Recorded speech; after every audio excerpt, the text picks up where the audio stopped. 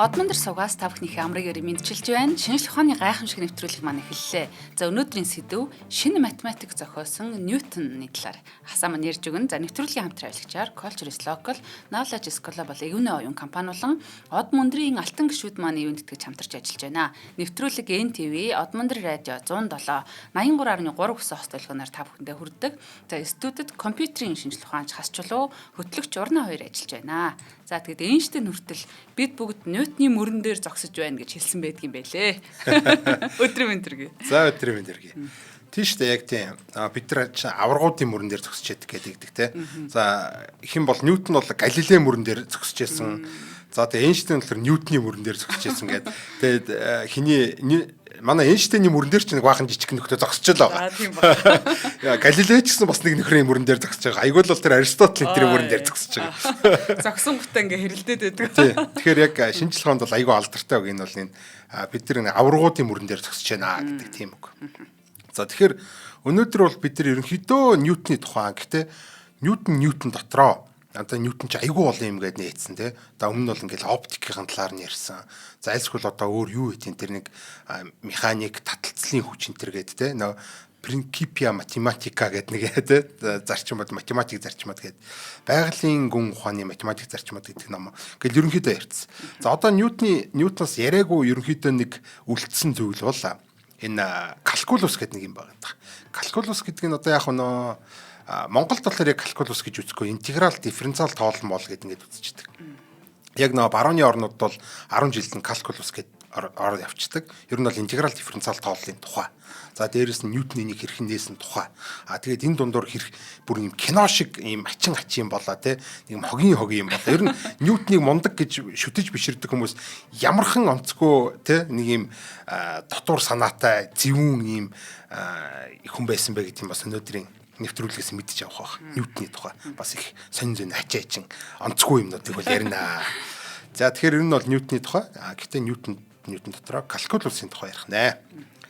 За ер нь бол Ньютоны калкулусыг нээсэн тухай өмнө нэг хальт дурдсан байгаа. Нөө Ньютоны алдаа гэдэг нэг дугаар байж байгаа. За тэрэн дээр болохоор 1665 онд Лондонд аягүй тийм том тахал гарсан байдаг нэг юм. Одоо нэг бидний саяны ковид гэдэг шиг асар том тахал гараад одоо Great Plague гэж нэрлэдэг. Одоо Great Plague хэр чи их тахал гэх юм уу те. Нэг тиймэрхүү юм дэгдээд тэгээ хүмүүс өгөж өргөдөөд тэгээ хотууд хоосорсон ерөнхийдөө.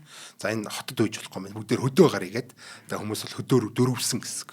За тэгээ Кембрижийн их сургууль одоо тухайн үед бол хаалгаа ураад оюутнуудаа бүгдээр ингэ өргөмд нь уцаас. За харьцгаа даа нэрийн одоо өвчин зовлонтой хүж өргөдөх нь дутаж гээд ингээд ер нь бол хаалгаа барьсан байдаг.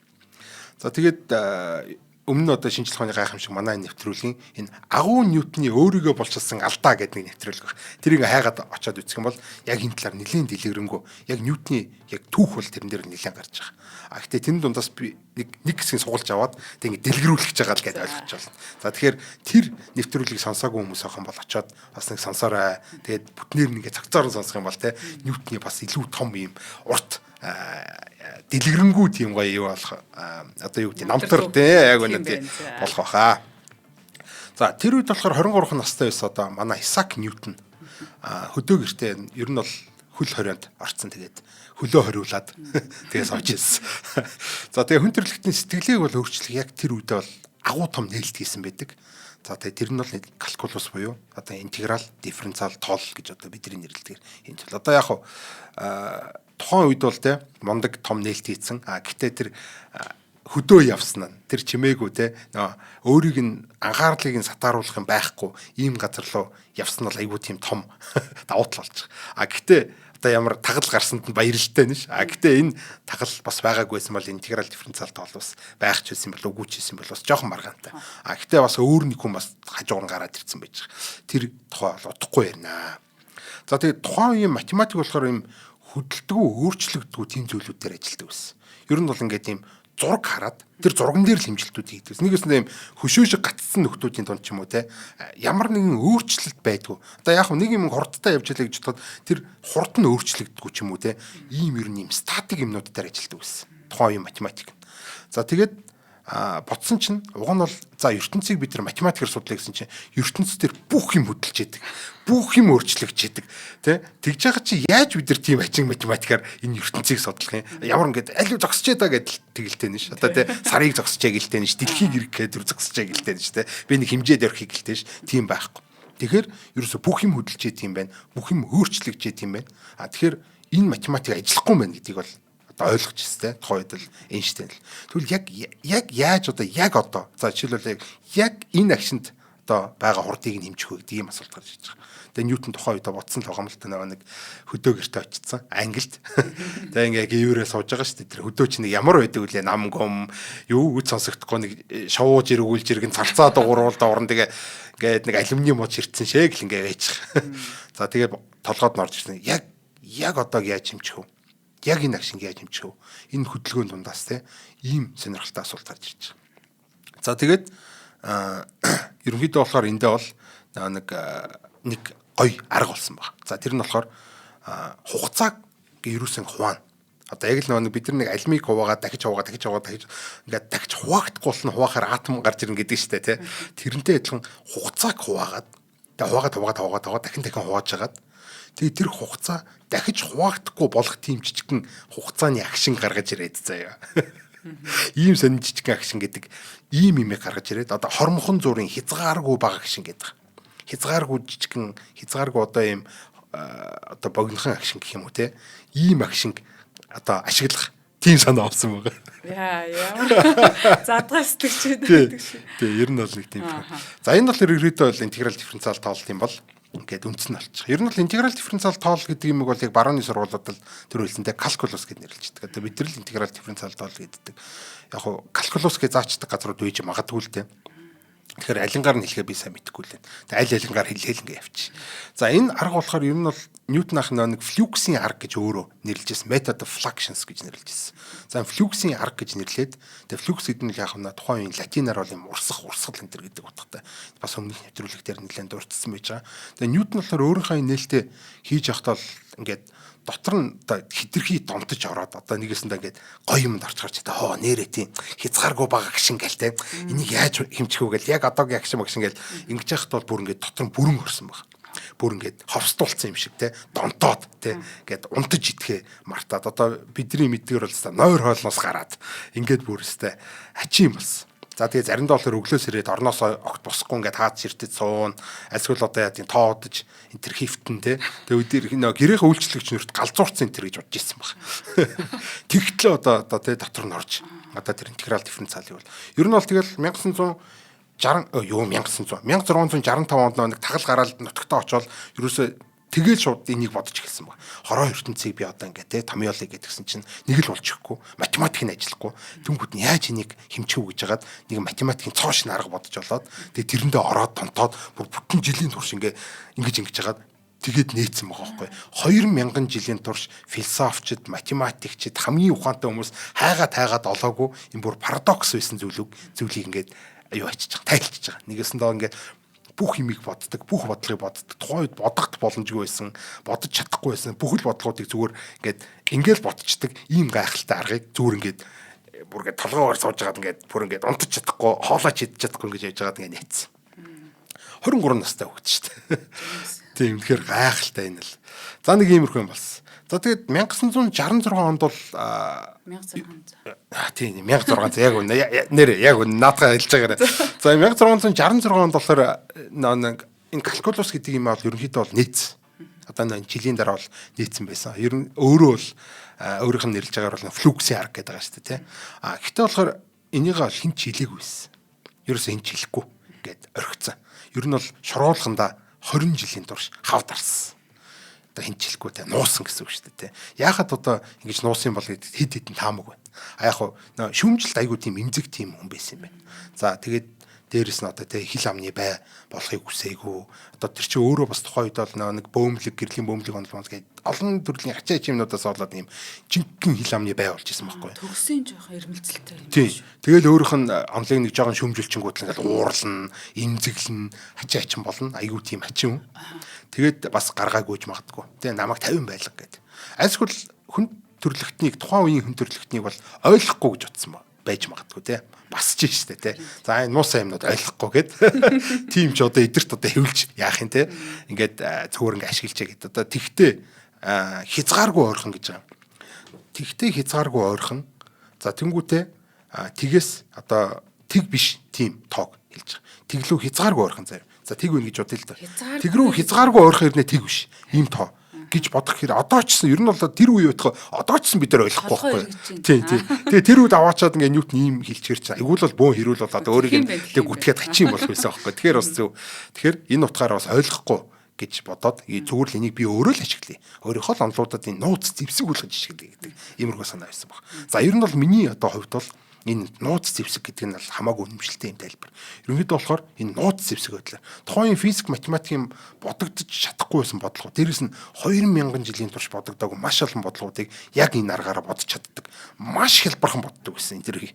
Тэнгүүд эн чинь яг ийм нууц зэвсэг юм хар шид шиг энэ ийм хид шид шиг юм гараад ирж байгаа байхгүй. Тэгэл хүмүүс хурж ирэл нэг гаргийн юм орбитик ч юм уу янз бүрийн юм ачаа чин бодлого 2000 жилийн өмнө гарч ирээд одоо хүртэл бодлогоогүй бодогдоогүй бодлогыг авчирч өгсөн ч гэсэн бодцдог.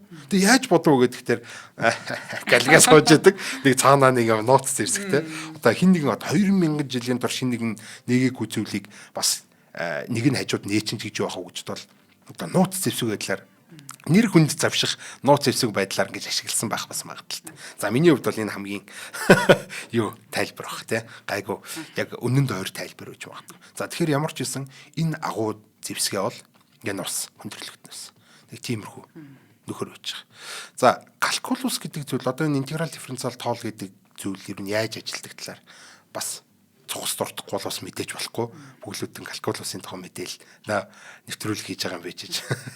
За калкулус болохоор яаж ажилладаг талаар одоо тайлбарлахыг бол нэг юм зүйл төсөөлье. За машин ингээд зогсож байгаад ингээд аажмаар ингээд хурдаа ингээд аваад ингээд баг багаар хурдлаад хурданд бол ингээд баг багаар нэмэгдээл ингээд юурээс ингээд хурдлаа л байлаа гэж үтээ. Ингээд зогсож байсан машинтай дотор ингээд хурдлаадсан гэж үтээ. За тэгээд хурд хэмжигч болохоор ингээд уртлын ингээ самбар дээрээс хурд хэмжиж харах юм бол тэг байжсэн ал зүү ч юм уу эсвэл нэг тоо байх юм бол тэр тоо нь ингээл баг багаар нэмэгдээл гэсэн ширнэ л хурд нь ингээл нэмэгдээд байна гэж төсөөлье. За ингээд баг багаар ингээд нэмэгдэж байгаа шүү заяа.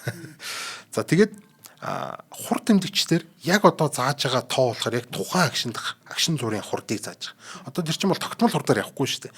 Байнга ихсэж байгаа юм хурдаар яваад. Ингээд хурдан байнга ихсэж байгаа. Тэгэхээр яг тухайн агшны хурдыг бид тэр шууд самбар дээрээс хараад л мэдчихэж шүү дээ, тий. За энэ бүүн энэ бол дифференциал. Ингээд л одоо ерөөсөө дифференциал бол тухайн дүнгиж одоо тэр тухайн дүнгиж агшны тий. Яг тэр агшин зургийн хурд гэдэг байгаа шүү дээ. Яг тэр агшны хурдыг л одоо бид нар бол дифференциал гэж хэлээд байна гэсэн. Ямар сони юм бэ? Тий, их сони. Айгуу тийм ачаа. За тэгээд нөгөө талаас болохоор одоо таксийн суухаар л ингээ зам нойлсон шүү хараараа гэл нэг юм харуулад идэв шүү дээ. Одоо тэр чинь юу гэж нэрлэх юм бэ? Саяных шиг хурд хэмжигчхээр юм зам хэмжигч юм уу те? Тоолуур тийм замын тоолуур байхгүй те? Нийт явсан замын тоолуур гэдэг байгаа шүү дээ. Энэ нь болохоор өөрөө интеграл гэсэн үг. Тийм үү. Тэгээ ингээл болоо. Одоо нөгөө нэг хурдны зааж байгаа зүүнүүдийн чинь нийлбэрийг л аваачаад интегралчлангууд нөгөө зам нь гараад ирнэ. За нэг иймэрхүү ойлголт. Гэхдээ энэ чинь бас шууд ингээл тэ математикийн хувьд ингээд тодорхойлохгүй машины одоо ямар тэр хурд хэмжигчээр тодорхойлохоор хийж байгаа эвгүй шүү дээ. Тэгэхээр математикийн хувьд одоо яаж ажилладаг талаар нь бас цугсхан одоо дурдъя. Яг саяныхаа жишээг одоо ашиглаад. Ер нь бол математикийн хувьд бол цоошин арга. Гэхдээ энэ өөрөө философийн гүн ухааны хувьд болохоор бүр бас нэг цоошин арга дээр ингээд тулгуурлаж гарч ирсэн юм зүйл байна.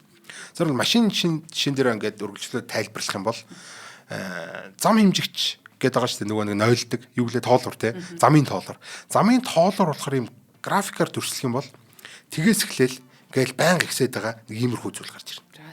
За энэ спойлер алерт хэлэхэд бол энэ яг ийм парабол гарч ирнэ. X-ийн квадрат гэдэг шиг парабол гарч ирнэ. Тэгээд тий парабол шиг ингээл нэг юм ингээд маш аажим ингээд тгээс эхэлжсэн ал дээшээ ингээд бодож байгаа нэг иймэрхүү хурдан баг багаар ингээд нэмэгцээр бод ингэж байгаа нэг ийм график. Одоо бид нар тоолуурыг за хугацаа болгон дээр ингээд нэг тоолуурын зааж байгаа тоонууд ингээд цаасан дээр тэмдэглээ явуулах юм бол ийм парабол зурагдана гэсэн.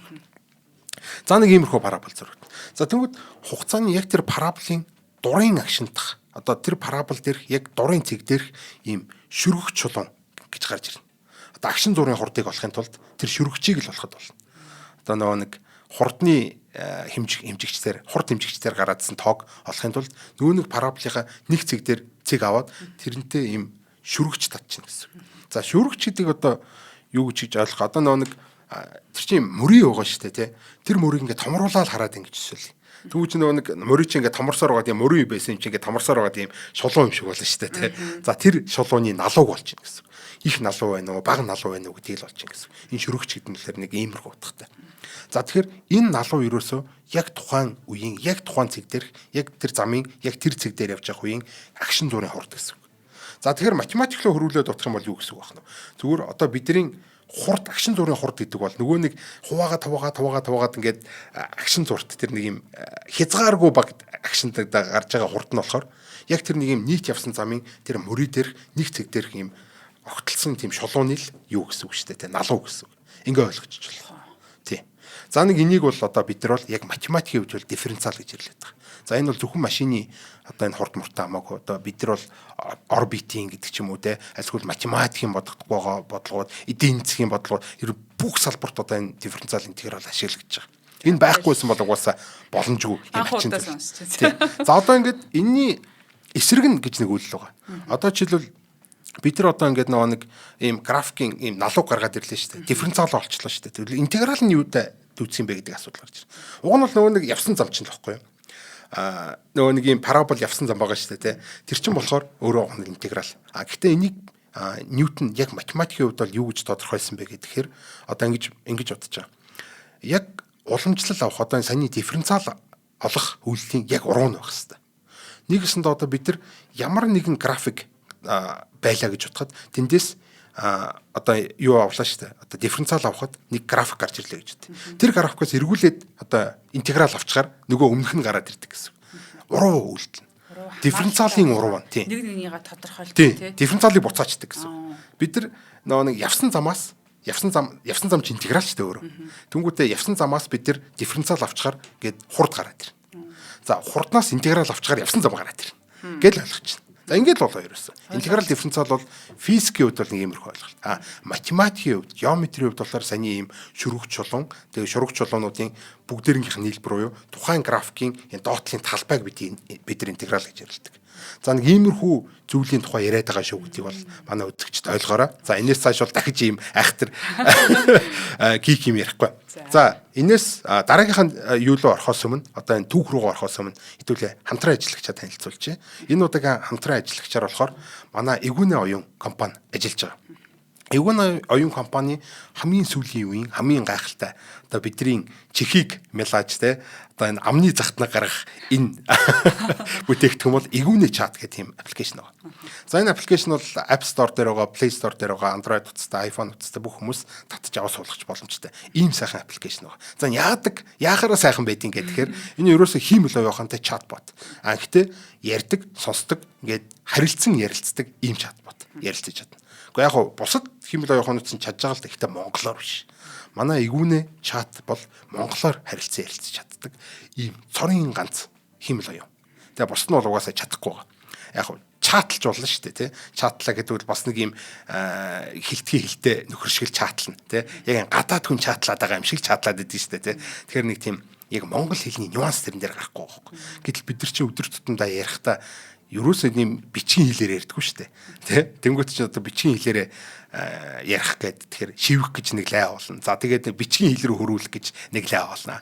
Тэрний орон зүгээр л одоо Эгүнэ чат гэдэг аппликейшн татаж аваад тэр ерөөсөө монголоор ярьчихад л болно. Эгүнэ цагаагаар Улаанбаатар цагаагаар хэд болж байна. Хэл чинь өнгөрсөн 7 хоногт ямар мэдээлэл гарав. Хэл чинь одоо ингээд төгжрөл ямар байна. Хэл чинь автобусны буудлын маршрут хүртэл асууж болно.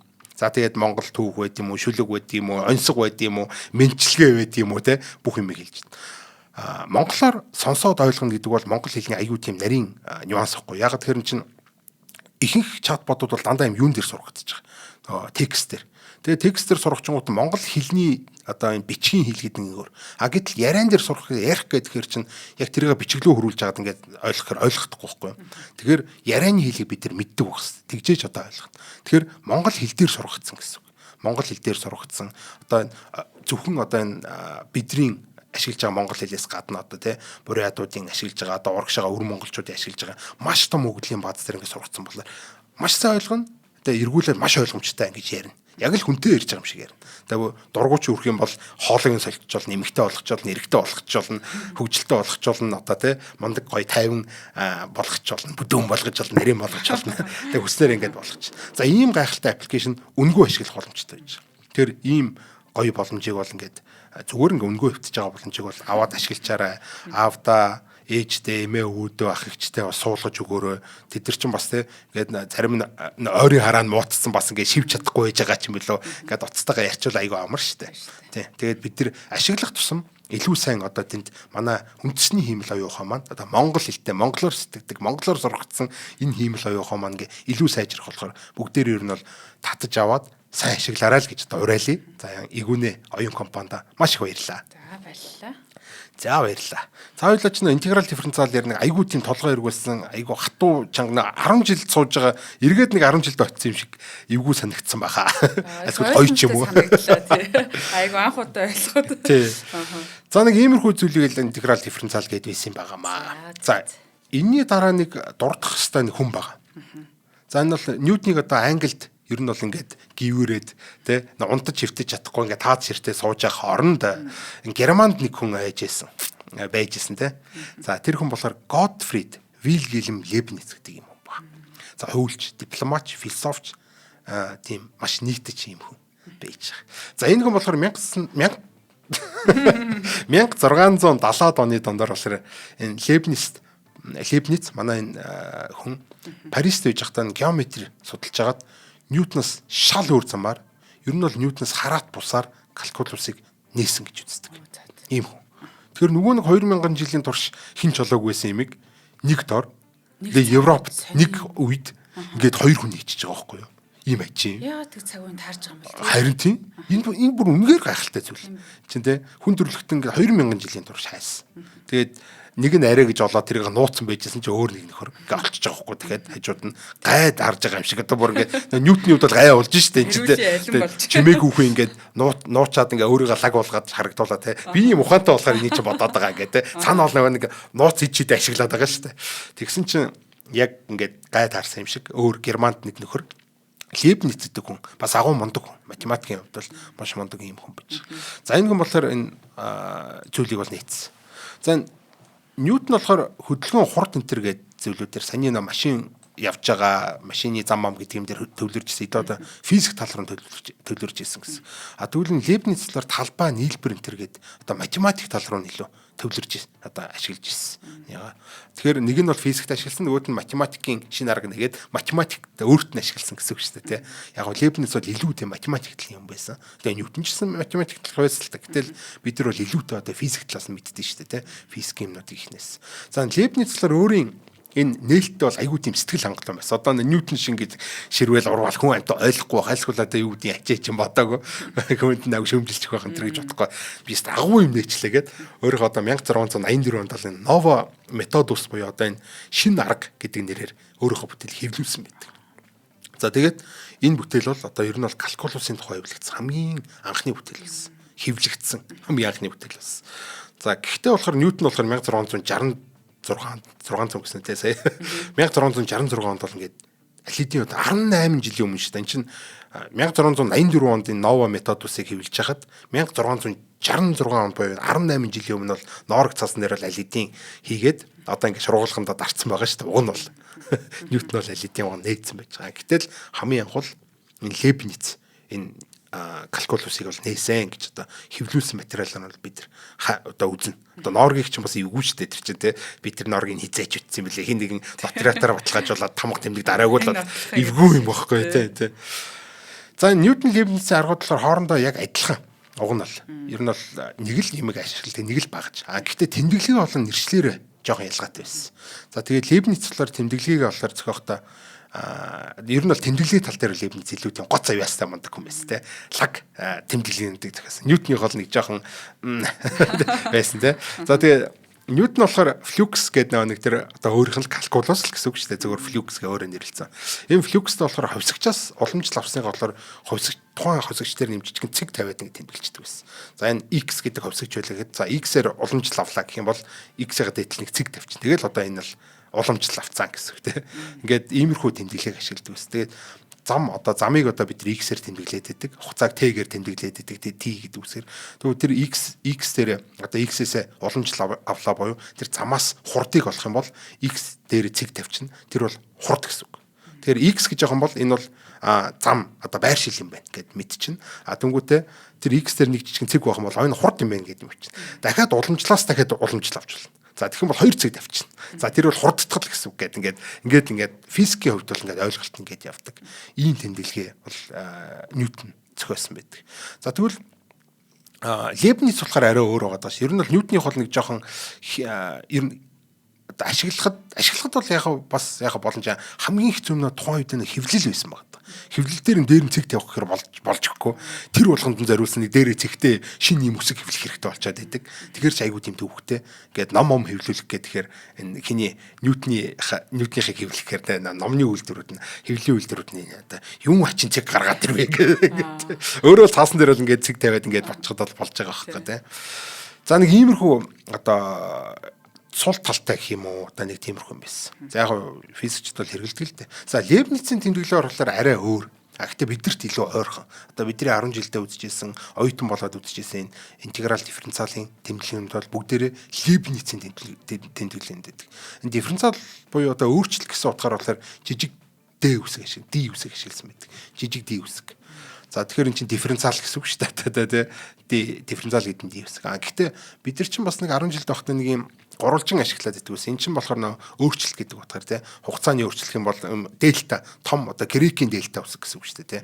Ийм том гурвалжин тавиал артталт нь x гэж байгаа юм бол x-ийн өөрчлөлт. За ард нь t гэж байгаа юм бол хугацааны өөрчлөлт гэдэг ч юм уу. Ингээ орон зайн өөрчлөлт, хугацааны өөрчлөлт гэдэг том t жижиг t-гэр тавьдаг ус. Тэгэхээр x-ийн хувьд бол x-ийн өөрчлөлт одоо том гурвалжин тавиад доотлолт нь хуваах нь y-ийн өөрчлөлт гэдэг юм бол энэ яг өөрчлөлтийг функцийн өөрчлөлтийг одоо буюу дифференциалыг гэхдээ тэр нь ийм том алхамтай дифференциалыг хэлдэг байсан бол эн чинь маш жижигхэн хязгааргүй жижигхэн ийм агшин дурын ийм өөрчлөлтийг бол бид нар жижигхэн дэгээр тэмдэглэнэ гэсэн үг. Одоо нэгсэндээ дифференциал одоо энэ калкулус дээр яригдаад байгаа зүйл уламжлалыг бол бид нар dx-ийг хуваах нь dy гэдэг жижиг дэгээр тэмдэглэдэг. За энэ бол Лейбницийн гаргаж авсан тэмдэглэгээ хүртгэр хоёртойгоо нь бичээд байгаа. Гэхдээ x-ийг y-г хувааж байгаа болохоор угаасаа энэ яг дифференциал буюу энэ өөрчлөлт гэдэг зүйлийг илэрхийлж байгаа болохоор энэ тэмдэглэл аюу тийм супер гоё тэмдэглэе. Тэгээ дээрэс нь аль хэдийн одоо тэр хэвлэлийн үйлдвэрүүд бол математикийн функцүүдийг л дээрээ цэггүүгээр хэвлэж чадна. Энийг бол хэвлэхэд айгүй амархан байсан байхгүй. Үрж тавиал болоо. Гэтэл одоо тэр Ньютоныхыг гаргах хэрэг чинь шин одоо юунуудыг хүсгнүүдийг одоо тий цуглах гэсэн үг шүү дээ. Тий яг үнэ тий. Ийм төвхтэй болоо гэсэн. Зөвхөн Ньютон зориулж одоо хэвлэх гэдэг шүү дээ тэр чинь тий. Тэгэхээр одоо ядаргаатай байсан шиг. За тэгээд дээрэс нь одоо нэг за энийг бол бид нар ер нь баг харж ирсэн баг тоо dx-ийг хуваах нь dy гэдэг. Тэгвэл d нь одоо энэ жижиг латин d байгаад байгаа шүү дээ тий. За ийм одоо угаасаа бид нар 10 жилд ингэж л үздэг байсан. За сума гэх юм уу сама гэх юм одоо нийлбэр гэсэн үг шүү дээ тий.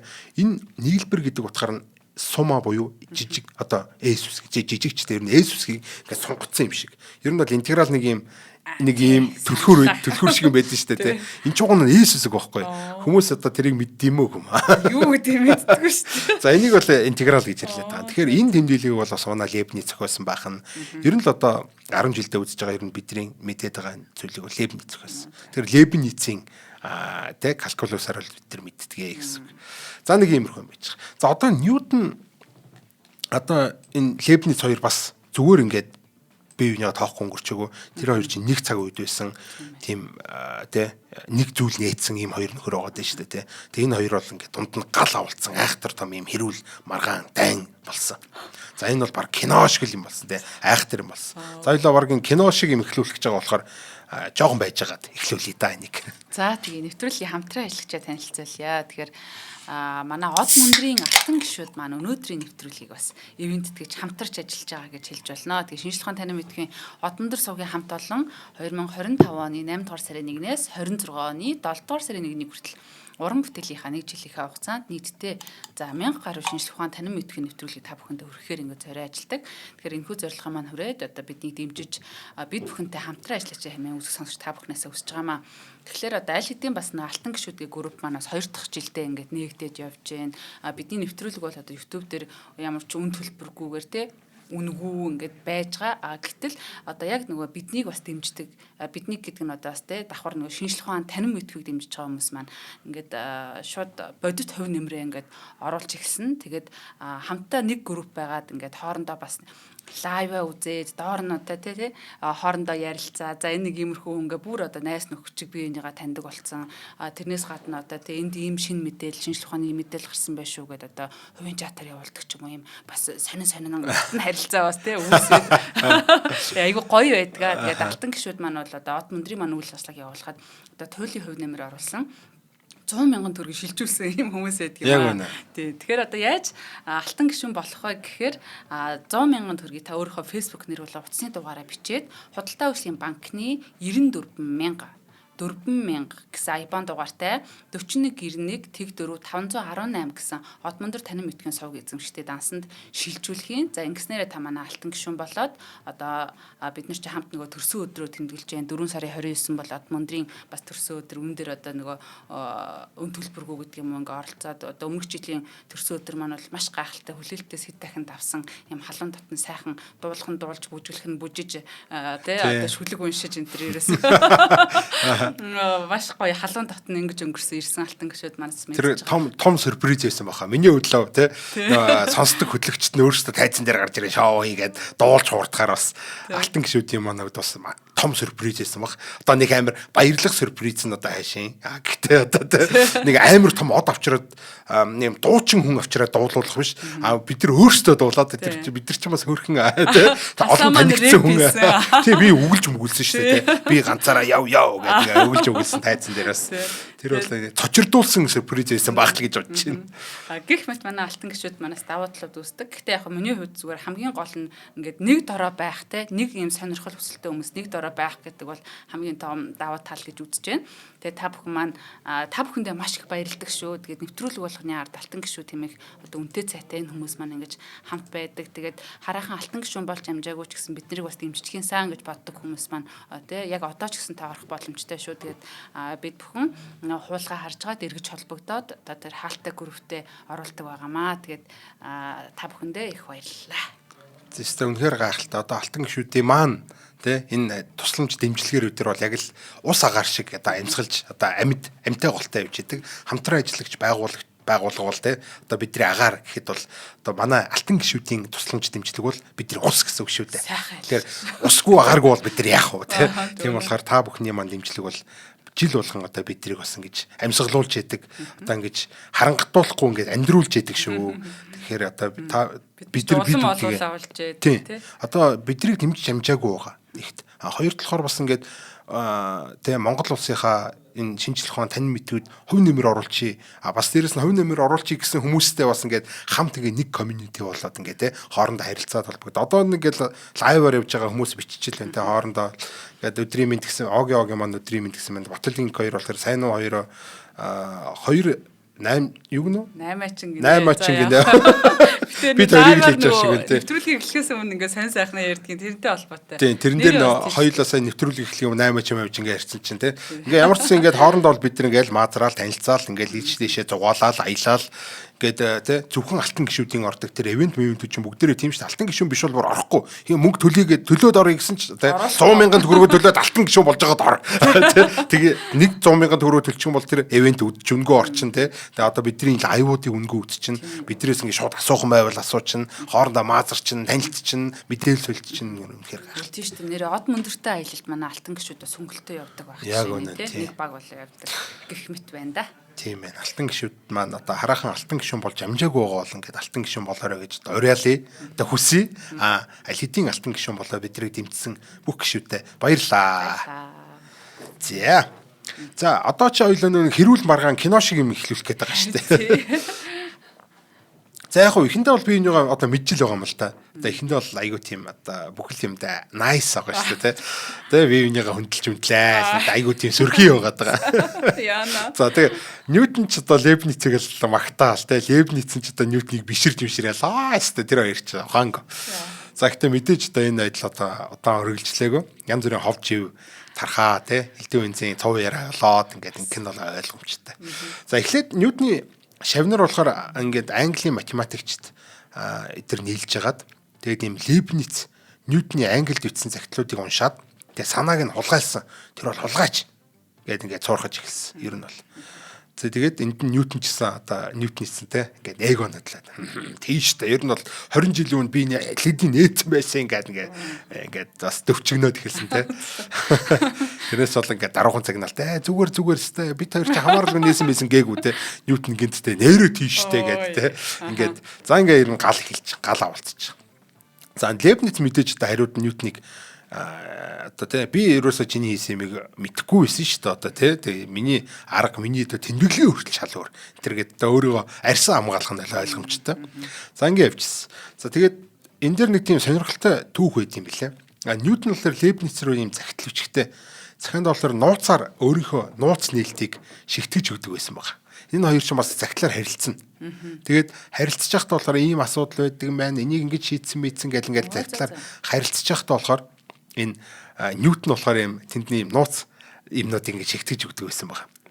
За тэр нь болохоор юм анаграм гэдэг нь шүү дээ. Анаграм ч одоо нэг өгнүүдийн хэлцээ өгүүлбэр альсгүй юм үгний өсгнүүдийн хойлоод ингээд юм үг биш болгоо хийцэн. За өсгнүүдийн нэг жоохон байрлалын солилцонгууд ингээд үг гараад ирдэг ийм анаграм. За ийм анаграмаар болохоор тэр нь ийм ачаач юмнуудыг олжсэн. Ямар ч тэгштэглийг флюкс ашиглаад одоо бодож болно гэдэг юм. Уламжлал гэдэг байгаа шүү дээ. Нөгөө нэг флюкс гэдэг нь уламжлал гэдэг шүү дээ. Тэгэхээр ямар ч тэгштгэлийн флюкснийг одоо олох боломжтой гэдэг ийм өгүүлбэрийг анаграм болгоод дунд нь ингээд хийж авчуулсан. Тэр захианаас нь одоо сүүл тарахад бол Ньютон бол те за наад ч юм бол одоо би аль хэдийн одоо чамд ингээд те нууцаар хэлээдсэн энэ төр гэдэг те иймэрхүү юмнуудыг гаргаад ирчих. За яг сүүлд болохоор тэр те би чамд хэлсэн шүү дээ гэж одоо нууцаар гэхдээ гэж хэлхийн тулд баталгаа олох гэж ингэж энийг тавьсан байж магадгүй л. Гэхдээ Лейбницийн үед болохоор энийг л тайлж уншихад баг боломжгүй юм ачин анаграм байсан. Уншлаач гэсэн копид гаргаалга шүү дээ. Тийм флюкшн гэж одоо юу гэж. Тийм ачин багтай явах те. Тэгээ ямар ч нэг тиймэрхүү болж. Тэгээ угаасаа ямар ч боломжгүй байсан. Болохоор яг хулгайлсан гэдэг бол баталгаа олчихдаггүй.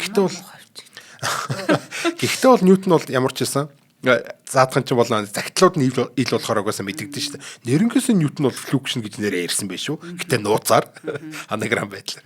За тэгэхээр иймэрхүү юм болж ирсэн. Энэ бол тийм жижигхэн сонирхолтой түүх. За тэгээд маргаан бол мэдээж одоо ширвсэж байгаа. За энэ одоо жинхэнэ зохиогч энэ төр болохыг бол шийдэх хэрэгтэй, шаардлагатай бол. За энэ асуудлыг бол шийдэхээр Английн шинжлэх ухааны дээд байгууллага гэж нэрлэгддэг. Хааны нийгэмлэг буюу Royal Society гэж юм байгууллага байдаг. Энэ Royal Society болоор цоош нь хороо байгуулсан байна. Энэ асуудлыг шийднэ гэдэг хороо. За энд хамгийн хорлонтой хэсэг эхэлж байгаа. За энэ дэр бүрхё. За одоо заяа. За тухайн үед нь шүү дээ энэ Royal Society буюу хааны нийгэмлэгийн ерөнхийлөгч нэм байсан гэж. Исаак Ньютон. Өөрөө юм уу? За. За тэгээ Ньютон болохоор хорооны гишүүдийг өөрөө томилсон байна. За тэгээд хамгийн за тэгээд тийм л үж сарналт өөрөө томилж байгаа юм чинь бүгд Ньютоны найзууд. За тэгээд болоогүй заа. Хорооны эцсийн тайланг болохоор Ньютон өөрийн гараар нууцаар ицсэн байгаа.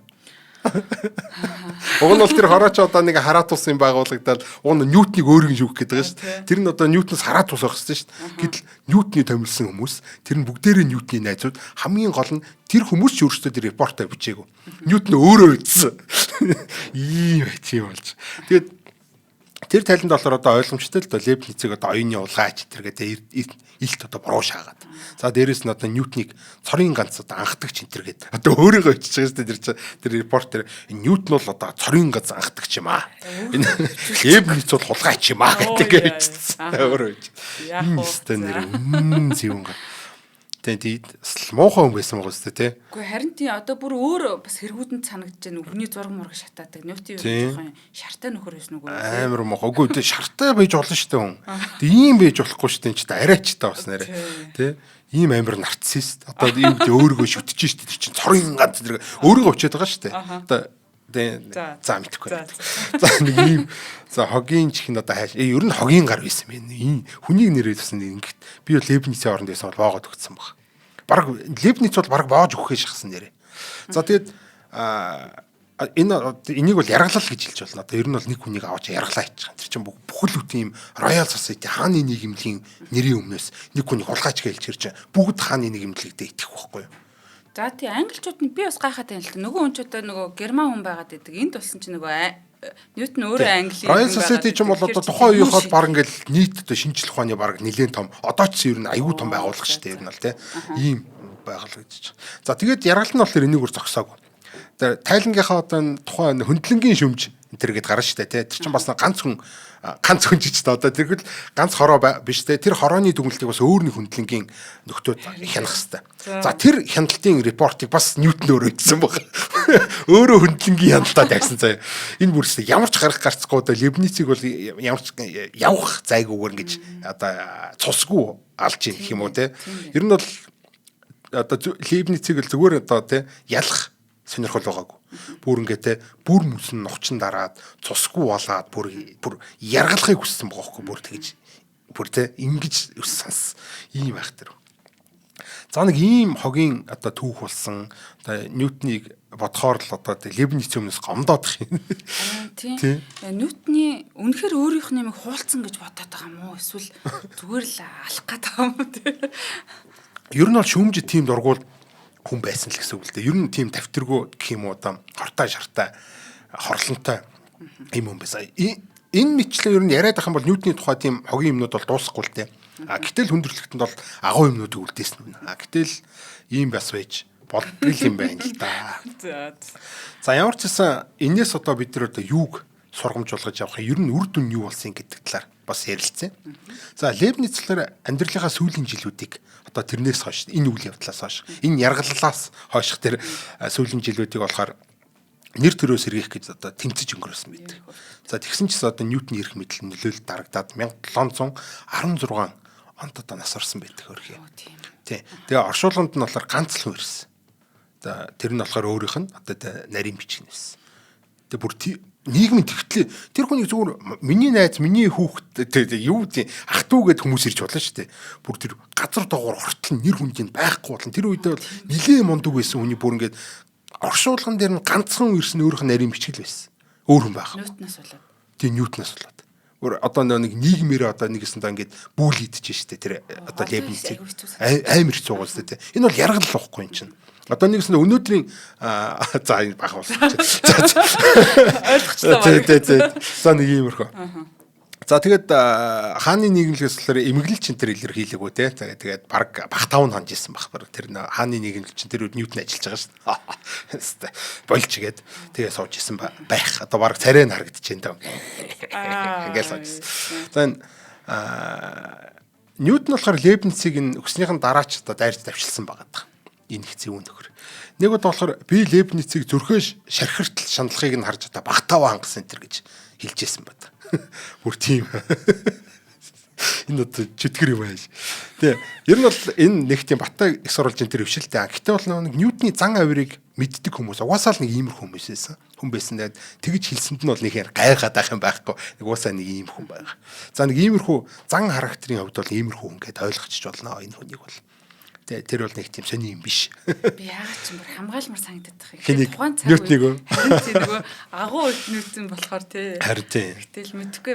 За. Тэгээ ер нь бол цаг хугацаа өнгөрөхөд бол энэ хэргийн үнэн мөнийг бол түүх өөрөө бол дэнслээд өгч байгаа юм л та мэдээч. За хоёр одоо бид нар энэ түүхээс энэний дараа болсон зүйлүүдээс үдийг энэ өндөрлөгөөс харахад бол хоёр зүйлийг харж байна. За нэг л хоёулаа анхдагч байсан гэдгийг бол одоо бид нар хүлээн зөвшөөрч байгаа. За ер нь бол бидний одоо те нэг Ньютон Лейбниц хоёулаа л калкулусыг бие биенээсээ үл хамаарч нээсэн гэдэг бол бүх 10 жилийн сургуулиуд дээр бүх их сургуулиуд дээр ингээд зааж байгаа. Одоо хүртэл бид нар тэгж үзнэ.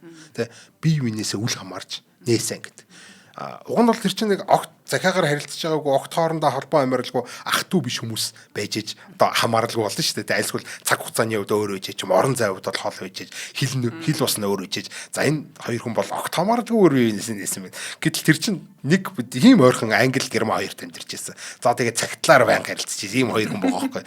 Тэгэхээр ч одоо бас жоох эвгүй шүү дээ. Эвгүй те. Яг тэгээд 2000 жилийн турш нэгдээгүй нэг имийг гээд хоёр хүн зэрэг нээждэг. Хоёулаа цагтлаар харилцаж. Тэгээд тэр дотор өөрөө бүх имийг флукшнаар шийдэж болно энэ гэдэг юм анаграм нууцаар энэ тэр нэг юм serial killer гэдэг юу гэдэг үлээ тэр чинь цуврал олуурчд байдаг шүү дээ. Баян нэг юм сэжүүр үлдээдэг.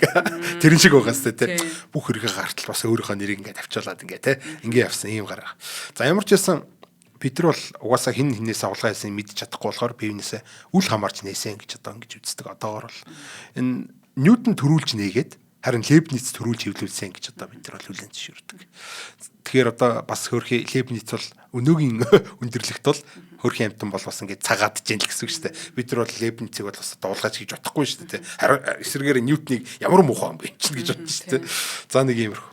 За тэгээ ер нь бол сайн хэрүүл бол норог дээр өгсөн зүйлийг яг баталгаа гэхээр хэцүү шүү дээ ер нь. Тэ миний шаргуулсан дотор наадах чинь байж байгаа гэд тэ хурж авчрахтаа өөрөө норог дээр ингээд бичээд аваад ирэх чинь билүү. Одоо тэр чинь хэн батлахын тэр нэрээ.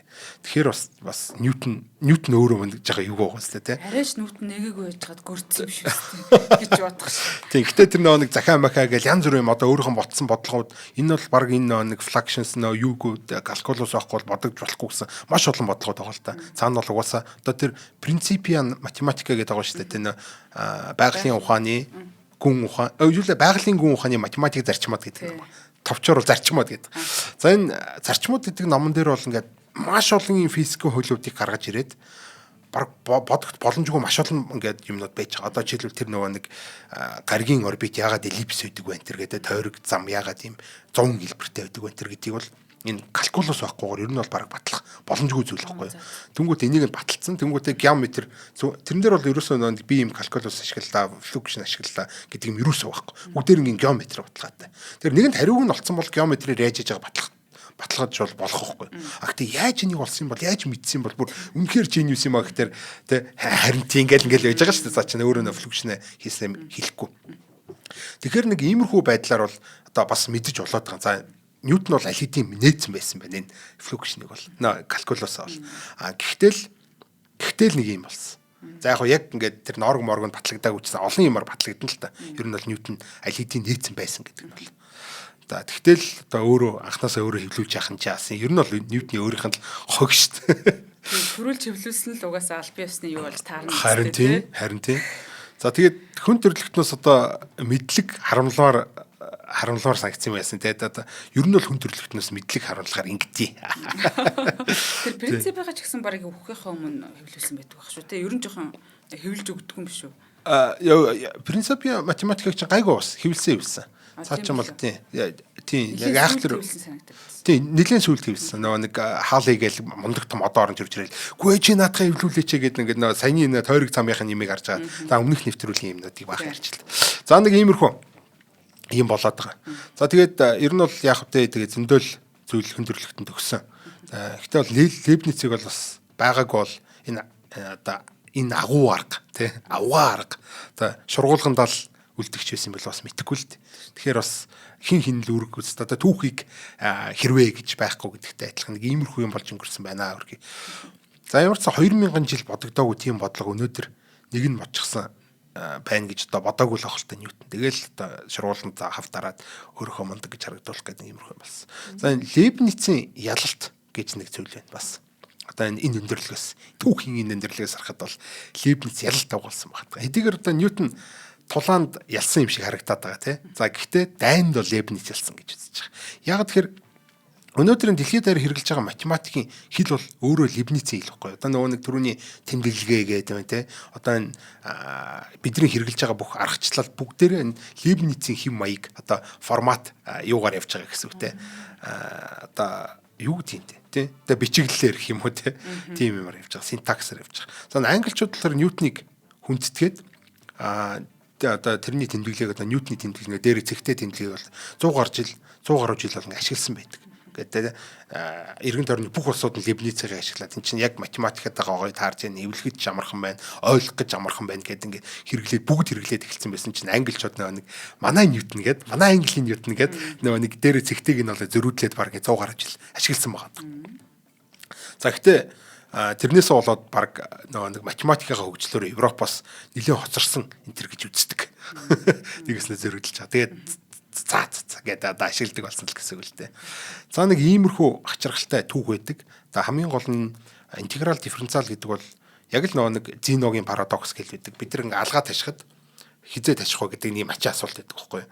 Одоо жишээлбэл бид ингээд алгаа ингээд тасчих штэ. Гэхдээ нэг математикаар харах юм бол нэг тал хүртэл нь алга яваал те. Тэгэл дараагийн ашиг дахиад тал хүртэл явцсан. Тал хүртэл гэж хязгааргүй явж байгаа энэ хоёр чинь ташигдаад байгаа байхгүй. Тэгэхээр энэ ташигдах боломжгүй болчихж байгаа юм шиг зин ноём ачин бодлого гаргаж ирээд энийг юу яаж бодох юм гэдэг одоо асуулт гаргаж ирсэн гэсэн. Нэг яг бид нар янз бүрийн яг тухайн зөвхөн бодлоготон зориулаад геометри аргаар ч юм уу залмиг ашиглаж байгаа яаж хийж байгаа ботчдаг. Гэтэ ерөнхий байдлаар бол бид нар ингэж бодож чаддаггүй байсан. 2000 жилийн турш математикчид энэ дээр шаналсан, гатсан. Яаж бид нар хоромхон зүрийн тэг хугацаанд хурдыг олох юм бэ гэж чинь тэг хугацаанд хурдыг шал ойлгомжгүй болчихж байгаа байхгүй юу? Математикийн өвчсөн, философийн өвчсөн, сэтгэлгээний логикийн өвчсөн шал ойлгомжгүй болчихж байгаа. Энэ бүх зүйлүүдийг 2000 жилийн дараа Ньютон гарч ирж ингэж нэгээд бүх юм дээр ашигласан. Лейбниц яг давхар гарч ирж таарсан. Одоо бид нар бол түүхийг шүүх ирэх байхгүй гэхдээ яг иймэрхүү түүх бол байна.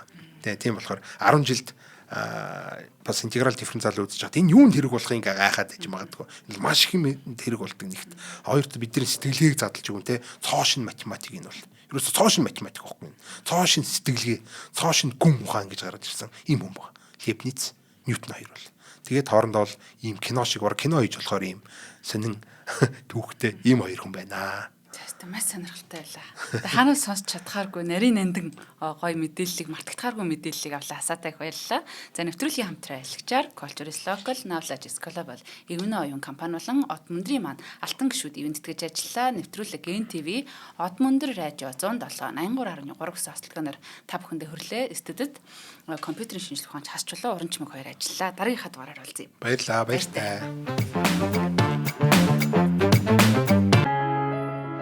Нэвтрүүлгийг хүлээн авсан Нарны аймгийн монголчуудаа баярлалаа. Од мөндөр сувг нь энэ мэдчлэн таны мэдхүй мянган нэвтрүүлгийг 2026 оны 7 сарын 1 хүртэл та бүхэндээ хүргэх юм. Их хэлээрээ шинжлэх ухаан танин мэдхүйг түгээхийн үлсэд нэгтгэх хүсвэл та бидэнд хандив өгөх боломжтой. Жилдээ ганцхан удаа 100,000 төгрөгөөр биднийг дэмжснээр шинжлэх ухаан танин мэдхүйг түгээх энэ үйл хэрэг амжилттай үргэлжлэх юм. Од мөндөр нэр дээрх Удаа өвчлийн банкны дансгаа 4191 тэг 4518. Та 100,000 төгрөгөөр шилжүүлэхдээ гүйлгээний утга дээр нь өөрийн нэр болон утасны дугаараа заавал бичээрэй. 100,000 төгрөг хандалснаар Од мөндөр сувгийн алтан гишүүн болох юм а. Шинжлэх ухаан, танин мэдхгүй Монголд ялах болтугай.